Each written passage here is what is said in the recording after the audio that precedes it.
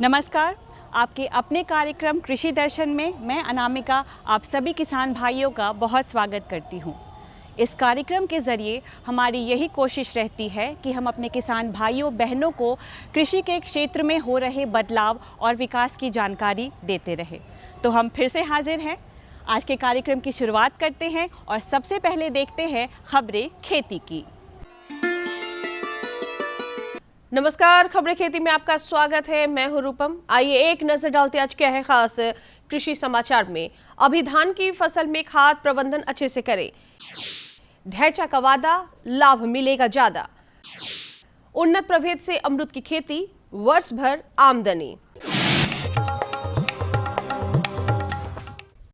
कृषि मंत्री सुधाकर सिंह ने कहा कि प्रदेश भर में खाद का समान वितरण सुनिश्चित किया जाएगा ताकि किसी भी क्षेत्र के किसानों को खाद की किल्लत न झेलनी पड़े और वे सुगमता से समय पर कृषि कार्य सुचारू रूप से कर सके। उन्होंने कहा कि प्रदेश में चौथा कृषि रोड मैप उपादानों की लागत के बजाय बाजार को ध्यान में रखकर तैयार किया जाएगा। जो फर्टिलाइजर सब्सिडी है उसकी पूरी पॉलिसी को हम बदल रहे हैं।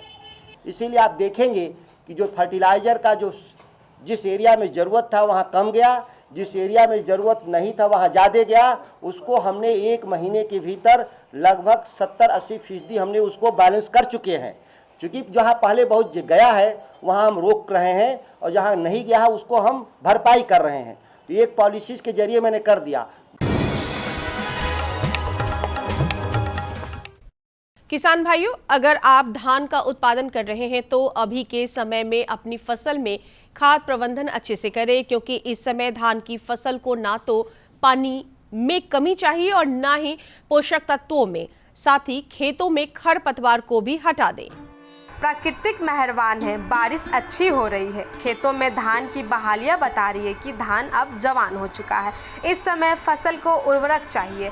अब अगर आप उर्वरकों की टॉप ड्रेसिंग यानी छिड़काव करते हैं तो खाद जमीन में गिरने की तुलना में उसके मात्र 10वें भाग से ही आपका काम हो जाएगा। उर्वरक की मात्रा और कीमत बचेगी जो आपके मुनाफे को बढ़ाएगा। दूसरी बात कि अगर पिछले 2-3 फसलों से खेतों में जिंक और सल्फर का उपयोग नहीं हुआ है तो इस समय अवश्य करा दें। पोटेशियम का घोल बनाकर छिड़काव करने से धान की फसल के दानों में चमक आएगी और पौधे की रोगरोधी क्षमता और गुणवत्ता काफ़ी बढ़ जाएगी, क्योंकि पोटेशियम पौधे की प्रकाश संश्लेषण की क्षमता को काफ़ी तेज कर देता है।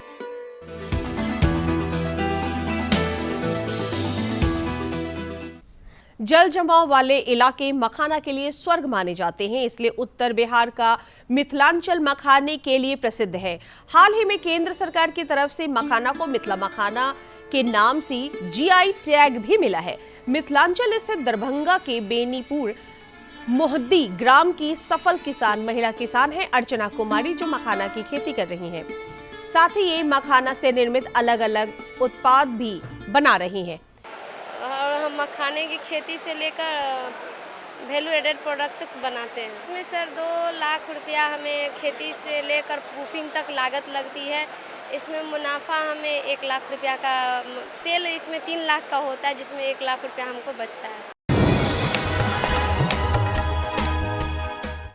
किसान भाइयों, अगर आप अपनी फसल का श्रेष्ठ उत्पादन लेना चाहते हैं तो उसका एक तरीका यह भी है कि खेत को 40 से 50 दिनों तक आराम दें। फसल लगाने की जगह उसमें आप ढैंचा की बुआई कर सकते हैं। जब आपका ढैंचा 3 से 4 फीट का हो जाए तो खेत की जुताई कर दे, यानी ढैंचा को पलट दे, तभी आप कोई भी फसल लगाएं। ढैंचा मतलब हरी खाद। खरीफ एवं रबी की फसलों से निराश किसानों के लिए ढैंचा एक बड़ी आस बन सकता है। बीज वही, खाद पानी भी उतना ही, पर जो किसान ढैंचा पलटने के बाद खेती कर रहे हैं, नतीजे काफ़ी उत्साहवर्धक है। उपज में काफ़ी बढ़ोतरी हो रही है। ऐसा इसलिए कि ढैंचा में प्राकृतिक रूप से नाइट्रोजन फिक्स यानी स्थिर करने का गुण होता है। ढैंचा बुवाई के बाद तय समय पर खेती में इसमें पलटने और सराने से इसमें उपलब्ध हरा पदार्थ भूमि में कार्बनिक तत्वों को बढ़ा देता है। इससे मिट्टी में मित्र जीवाणुओं की संख्या बढ़ती है और सक्रिय भी। कृषक बंधु, अमरूद भले ही स्वाद में आम की तरह नहीं हो, लेकिन स्वास्थ्य के लिए उत्तम फल है। उन्नत प्रभेद से अगर आप अमरूद की खेती करते हैं तो थोड़ी थोड़ी आमदनी अमरूद आपको सालों भर दे सकता है। कृषि वैज्ञानिक इलाहाबादी सफेदा और L49 को अमरूद के उन्नत प्रभेद मानते हैं। इन प्रभेदों को अपनाकर अगर आप अमरूद की खेती करते हैं तो निश्चित ही आपको आमदनी का अधिक लाभ मिलता है। आइए अब एक नजर डालते हैं मंडी के ताजा भाव पर। प्रदेश की विभिन्न मंडियों में आज चावल और गेहूं के ताजा भाव उतार चढ़ाव के बाद कुछ इस प्रकार की स्थिति हुई। सोनम चावल 4,000 रुपये प्रति क्विंटल, मंसूरी चावल 3200 से 3500 रुपये प्रति क्विंटल, गेहूं लोकल 2600 रुपये प्रति क्विंटल, गेहूं MP 3600 रुपये प्रति क्विंटल, सारवती गोल्डन गेहूं 3800 रुपये प्रति क्विंटल। किसान भाइयों, चलते चलते आप देखिए मौसम का मिजाज और अपनी खेती का खाका खींचिए। अगले 24 घंटों में आसमान में आंशिक बादल छाए रहेंगे। इस दौरान हल्की वर्षा होने की संभावना है। राजधानी पटना का न्यूनतम तापमान 26 डिग्री सेल्सियस और अधिकतम तापमान 32 से 33 डिग्री सेल्सियस रहने की संभावना है। इस मौसम में फसलों व सब्जियों में दीमक का प्रकोप होने की संभावना रहती है, अतः किसान फसलों की निगरानी करें। यदि प्रकोप दिखाई दे तो क्लोरोपाइरिफास 20 EC @ 4.0 मिलीलीटर जल के साथ छिड़काव करें। अभी आपने कृषि समाचार देखा।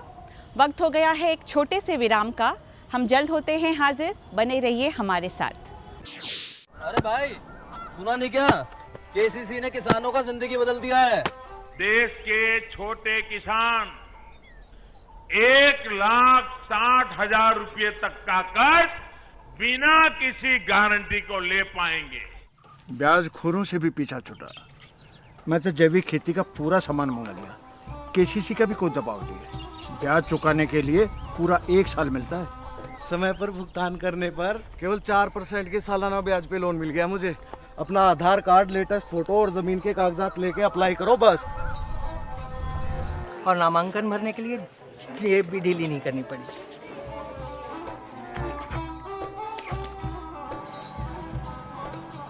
चाचा, उधार चुकाने के 24 घंटे के बाद उतने ही पैसे वापस निकाल सकते हैं।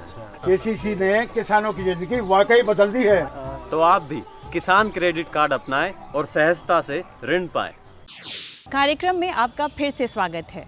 किसान भाइयों, बटेर पालन मुर्गी पालन की तरह एक कृषि सह व्यवसाय है। कम मेहनत और कम लागत में ज़्यादा मुनाफा देने वाला यह व्यवसाय किसानों के बीच काफ़ी लोकप्रिय होता जा रहा है। बटेर पालन के इस व्यवसाय को हमारे किसान भाई किस तरह से करें, वो किन बातों का ध्यान रखें, आइए इस बारे में ज़्यादा जानकारी लेते हैं विशेषज्ञ अनूप कुमार सिंह से।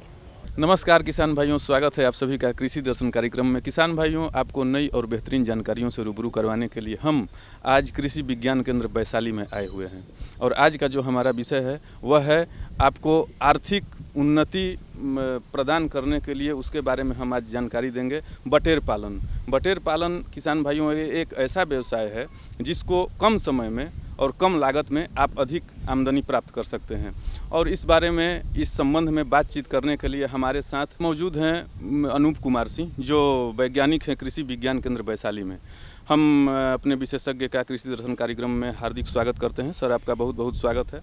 हाँ, धन्यवाद सर। सबसे जो बटेर पालन में जो पहला मेरा सवाल है वह यह है कि बटेर पालन में कौन से ऐसे तत्व हैं जिनका अनुपालन करने में हमारे किसान भाई आर्थिक लाभ प्राप्त कर सकते हैं और उनको बटेर पालन में ज़्यादा से ज़्यादा मुनाफा प्राप्त हो सकता है। इसके बारे में आप किसान भाइयों को जानकारी दें। बटेर पालन के लिए जो मुख्य रूप से हमें 3 इकाइयों पे सोचना है। प्रथम यह है कि जैसे हमें उसका रख रखाव के लिए उसको किस तरह का वास स्थान देना है किसान भाइयों।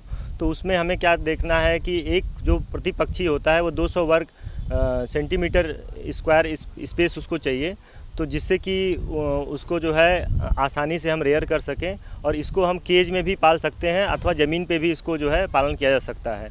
दूसरी बात रह गई कि अगर इसको केज में पाल सकते हैं तो उसके बाद उसके दाने और चारे की व्यवस्था के लिए, तो दाने में जो बाहर जो फीड बनता है, कंपनियों से जो फीड मिलता है उससे क्या होता है कि कॉस्ट ऑफ प्रोडक्शन बढ़ जाता है, क्योंकि 49 से 50 रुपीज़ पर केजी जो है दाने का रेट है।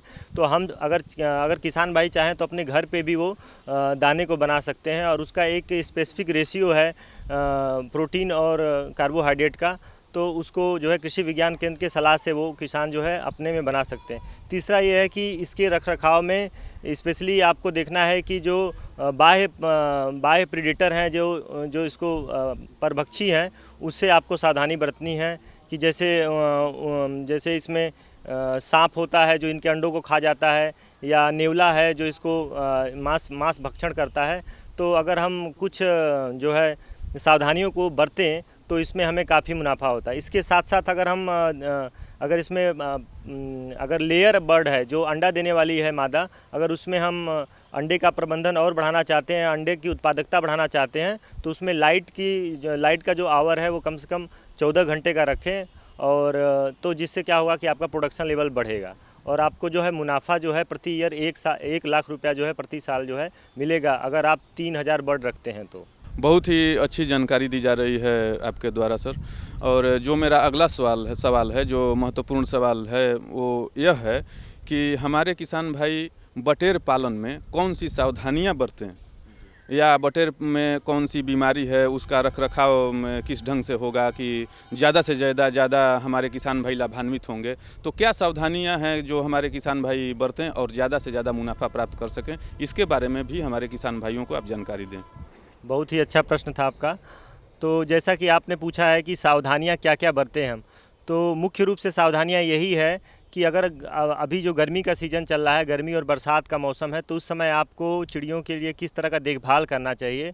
तो जैसे अगर ज़्यादा तापमान बढ़ जाता है तो उस समय पक्षी जो है वो स्वेटिंग या हाँफता है, बार बार बीक अपने चोंच को खोल के जो है हाँफता है। तो उस कंडीशन में आपको चाहिए कि जो भी उसका वास स्थान है, उसका जो छत है, उसको आप जो है वो पुआल से या पानी स्प्रिंकलर करके उसको ठंडा करते रहें, जिससे कि उसको जो है ज़्यादा गर्मी न लगे।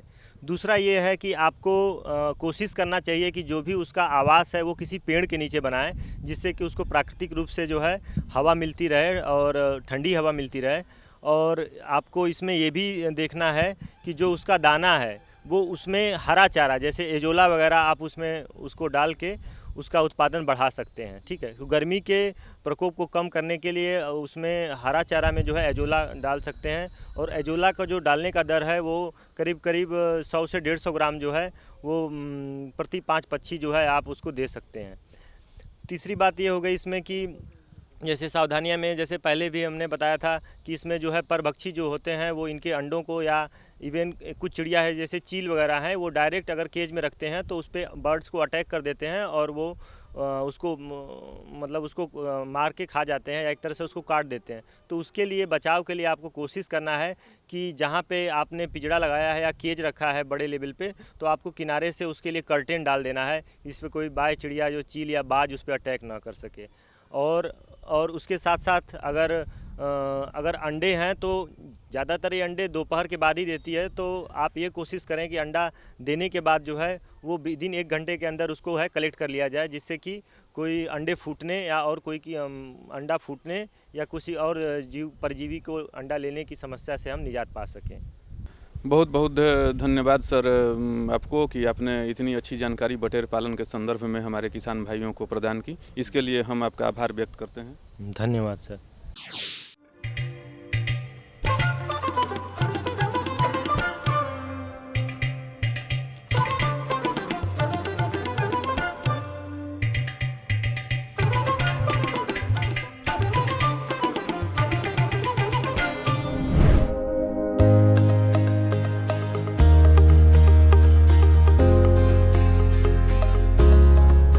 मातृभूमि पुत्र हम पृथ्व्या, अर्थात धरती हमारी माता है और हम उनके पुत्र। माता और पुत्र के इस पवित्र रिश्ते को सदियों से सींचती आई है हमारी प्राकृतिक कृषि या देसी गौ आधारित कृषि। प्राकृतिक कृषि का अर्थ है बिना रसायन और बाहरी आदानों के प्राकृतिक संसाधनों का खेती के साथ समन्वय। प्राकृतिक कृषि के 5 प्रमुख अंग हैं: विविध प्रकार की मिश्रित फसलें, जीवामृत, बीजामृत, एवं घन जीवामृत जैसे आदान जो हमारी देसी गाय के गोबर और गौमूत्र के उत्पाद हैं। आच्छादन या मल्चिंग, मिट्टी में जैव विविधता के संचालन हेतु उचित वायु व नमी, पौध संरक्षण हेतु विभिन्न पौधों के अर्क जैसे नीमास्त्र, दशपर्णी अर्क, नीम अर्क इत्यादि। आइए आजादी के अमृत महोत्सव में मां भारती की धरा को रासायनिक खाद और कीटनाशकों से मुक्त करने का संकल्प ले। दुनिया को स्वस्थ धरती, स्वस्थ जीवन का रास्ता दिखाएं। आज देश ने आत्मनिर्भर भारत का सपना संजोया है। आत्मनिर्भर भारत तभी बन सकता है जब उसकी कृषि आत्मनिर्भर बने। प्राकृतिक खेती से लाभ। प्राकृतिक कृषि अपनाने से भूमि की उपजाऊ क्षमता में वृद्धि होती है। रासायनिक खाद पर निर्भरता कम होने से लागत में कमी आती है। बाजार में प्राकृतिक उत्पादनों की मांग बढ़ने से किसानों की आय में भी वृद्धि होगी तथा सभी के लिए रसायन अवशेष मुक्त खाद मिलता है। भूमि की जल धारण क्षमता बढ़ती है तथा भूमि के जल स्तर में वृद्धि होती है। मिट्टी में खाद्य पदार्थ और जीवन में पानी के माध्यम से होने वाले प्रदूषण में कमी आती है। केंद्र व राज्य सरकारों के प्रयास में प्राकृतिक कृषि को एक जन आंदोलन का रूप दिया जा रहा है। देश के कई गांव प्राकृतिक कृषि को अपना रहे हैं क्योंकि इससे किसानों के जीवन में उन्नति आ रही है। मेरा नाम सत्या है। मैं मेरे 150 पौधा है जिसमें मैं प्राकृतिक खेती की अब स्प्रे कर रही हूँ। अगर जहरीली स्प्रे हम दुकानों से खरीद के करते थे तो उससे हमारे खर्चा ज़्यादा आता था, पैसा भी ज़्यादा लगता था और इसमें हमारे को खर्चा भी कम है और फल भी अच्छा बन रहा है। प्राकृतिक खेती के तरीकों को अपनाने से फसल की उपज में बढ़ोतरी हुई है, मिट्टी की गुणवत्ता में सुधार हुआ है, धरती माता सुखी है। उसे लगता है कि किसान ने बेहतर तरीके से उसका ध्यान रखा है और उसके लिए उसे अच्छा भोजन और अच्छी उपज लौटानी चाहिए। और मेरी लोकल वैरायटी हाइब्रिड और एक ही दिन लगाया था। अब हाइब्रिड में अभी तो कुछ भी नहीं, इसके सिमटन ने बालियों को, ये जो मेरा लोकल है इसको देखो कितनी अच्छी ढंग से बालियाँ, ये बिल्कुल भरपूर इसमें ये छिट्टा इसका पड़ा हुआ है। इस फसल में मैंने सबके जब भी इसमें बीज लगाया था तो बीजामृत से मैंने ट्रीट किया था बीज को। उसके बाद जीवामृत जो हमारे गाय देसी गाय का गोबर गौमूत्र से हम तैयार करते हैं उसी की स्प्रे इसमें करता हूँ। 21 दिन के बाद पहली स्प्रे, 35 दिन के बाद दूसरी स्प्रे और 2 महीने के बाद तीसरी स्प्रे। बाकी स्प्रे करने की कोई जरूरत नहीं है। यही तो है आत्मनिर्भर किसान जो ला रहे हैं गांव-गांव में समृद्धि और बना रहे हैं आधुनिक आत्मनिर्भर भारत। प्राकृतिक कृषि आत्मनिर्भर भारत के आत्मनिर्भर किसान की खुशी।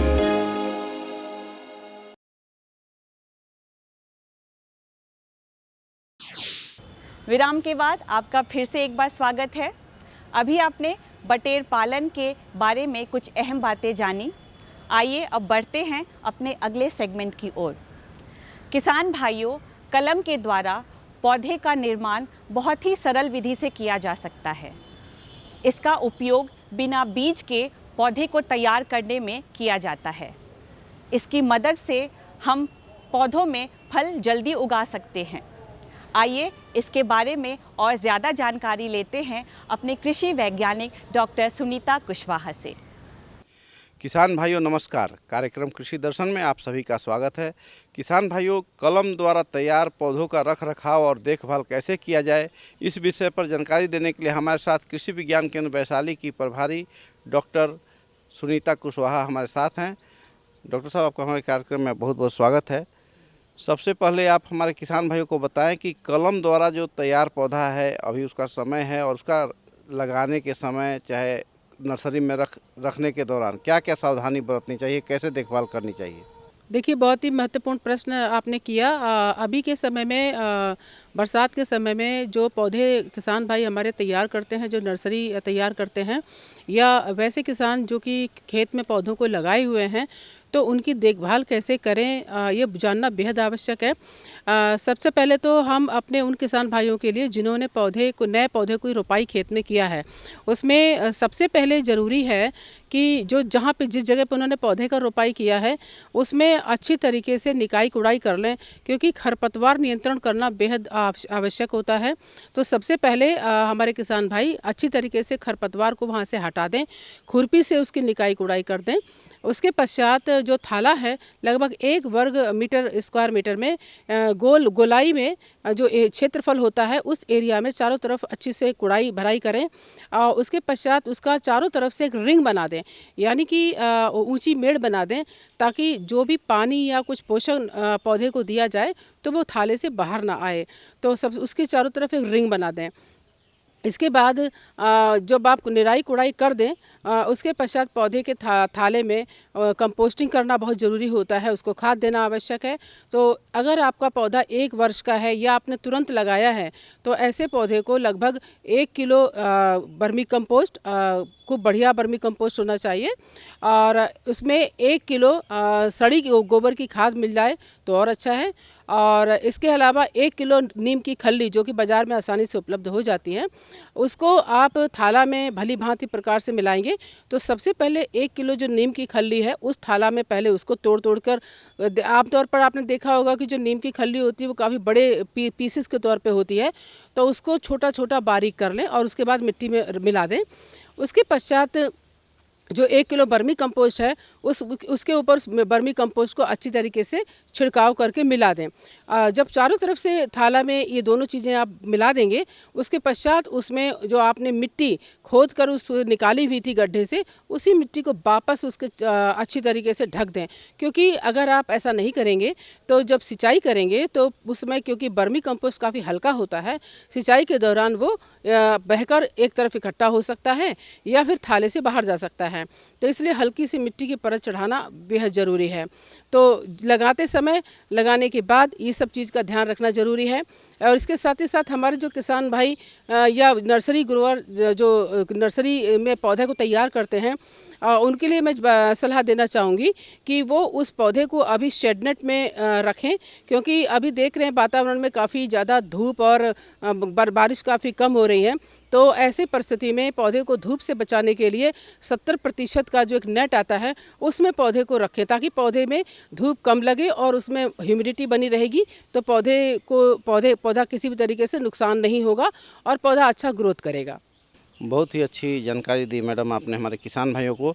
अब इन पौधों को जो लग गए हैं उनका रख रखाव कैसे करें बेहतर ढंग से, और क्या क्या तैयारी करें जिससे कि हमारे किसान भाइयों का जो पौधा है नर्सरी कलमी पौधे ज़्यादा से ज़्यादा बाद में अच्छा हो सकें, बीमारी रहित हों। अक्सर ये देखा जाता है कि जो पौधा का रोपाई किया जाता है नए पौधे का, उस पर काटने वाले कीट का प्रकोप हो जाता है और कई बार पौधा सूख भी जाता है। तो कीट के प्रकोप से बचाने के लिए हम किसान भाइयों को सलाह देना चाहेंगे कि वह इमिडाक्लोप्रिड नामक एक दवा आती है जिसका 1 ml 3 लीटर पानी में घोलकर छिड़काव कर दें। ये दवा लिक्विड में भी होती है और इसका पाउडर भी आता है। तो पाउडर अगर है तो 1 ग्राम 3 लीटर पानी में घोलकर छिड़काव कर दें। इसके अलावा यदि बीमारी के संदर्भ में बात करें तो फंगल इन्फेक्शंस हो जाते हैं, इसकी रोकथाम के लिए डाइथेनियम 45 2 ग्राम 1 लीटर पानी में घोलकर छिड़काव कर दें। इससे पौधे पर किसी भी तरीके की जो फंगल डिजीज होगी वो नहीं होगी और पौधा सुरक्षित रहेगा। तो इसलिए नर्सरी जो चलाने वाले हमारे किसान भाई हैं वो भी इस प्रकार की दोनों दवाओं का प्रयोग करते रहेंगे तो पौधा स्वस्थ रहेगा। कलम वाले जो पौधे हैं उनका और कैसे बेहतर रख रखाव कर सकते हैं हमारे किसान भाई, इस बारे में और क्या विशेष सलाह देना चाहेंगे आप? बरसात के समय में 15 दिन के अंतराल पर सिंचाई करते रहना चाहिए अगर आवश्यकता है तो, और जाड़े में लगभग 1 माह के अंतराल पर सिंचाई करते रहना चाहिए। गर्मी में सिंचाई की ज़्यादा आवश्यकता पड़ती है। इसके अलावा एक बात अन्य विशेष ध्यान देने योग्य है कि जो पौधा होता है उसका नीचे का हिस्सा जहाँ से ग्राफ्ट लगता है, उसका नीचे का रूट स्टॉक होता है, उसमें कई बार कल्ले आ जाते हैं, तो उस कल्ले को हटा देना है। ग्राफ्ट के नीचे का जितना भी पौधा तना में निकलता है उसको हटा दीजिए, अन्यथा पौधा बीजू हो जाएगा। तो ये ध्यान देने वाली बात है। जो भी जो तना होता है ग्राफ्ट के ऊपर वाले हिस्से में ही पौधा पनकी जो देता है या नया उसमें टहनी निकलता है, उसी को सर्वाइव होने के लिए छोड़ें। तो किसान भाइयों, डॉक्टर सुनीता कुशवाहा जी ने बहुत अच्छी जानकारी दी कलम वाले पौधे के रख रखाव और देखभाल के लिए। उम्मीद है आप इनके सुझावों से लाभ उठाएंगे। डॉक्टर, आपने बहुत अच्छी जानकारी दी हमारे किसान भाई को, इसके लिए आपका बहुत बहुत धन्यवाद। और किसान भाइयों, आपको भी नमस्कार। तो ये था आज का कृषि दर्शन कार्यक्रम। उम्मीद है आज के कार्यक्रम में दी गई जानकारियाँ आपके लिए काफ़ी उपयोगी रही होंगी। अब जाने का वक्त हो चला है। कल फिर इसी समय होगी आपसे मुलाकात कुछ नए विषयों के साथ। तब तक के लिए मुझे और कृषि दर्शन की पूरी टीम को दीजिए इजाज़त। नमस्कार।